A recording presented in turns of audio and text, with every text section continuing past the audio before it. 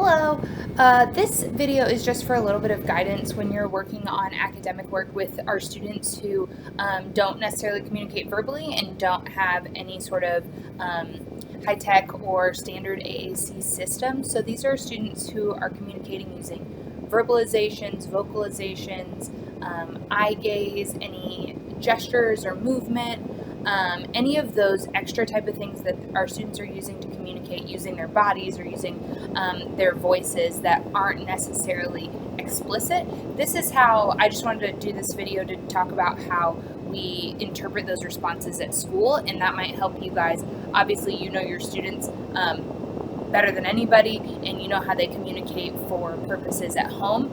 So just shaping some of those things and talking about how we use those to help support them at school. So the first thing would be, for example, I'm going to use the example of morning journal.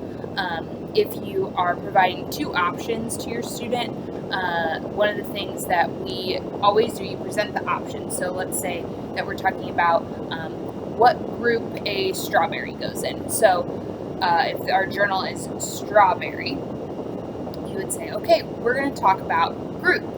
So what group does a strawberry go into? Our options are fruits or vegetables. And then you would go back, circle back, and then you would give them that option with a little bit of wait time. So first you just give both options. What group are strawberries in? Fruits or vegetables? And then you would say, all right, student, whatever your student's name is, are strawberries a fruit? Are strawberries a vegetable?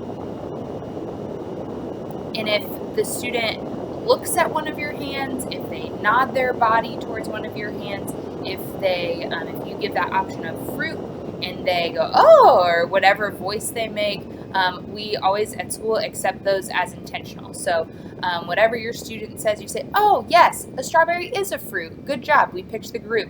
If your student is incorrect, which that's allowed, you say, is it a fruit? You give the wait time. Nothing. Is it a vegetable?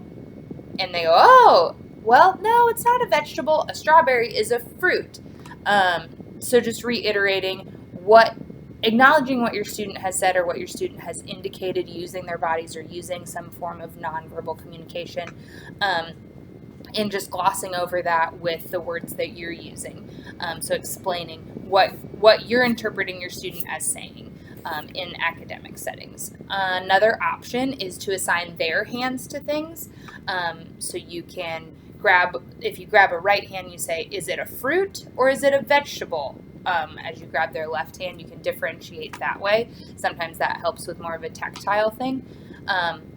So those are some things that we use, but we take any kind of form of communication. If you're not getting a response, if you notice that your student's looking a certain way, make sure you're in their visual field when you're presenting those options. But if they're kind of looking consistently to your right hand, say, oh, you're telling me by looking at this, you're telling me, what the answer to the question is. So again, this is for our students who are using nonverbal communication or are using vocalizations to communicate. So if you have any questions about how to incorporate responses into academics, I'd be happy to meet with parents individually if you have specific student concerns or questions, and make sure that we can figure out a system that works for you guys at home. But I hope these couple tips sort of help in answering some direct questions when you've got two options. So again, if you need any help, if you have any questions, please reach out.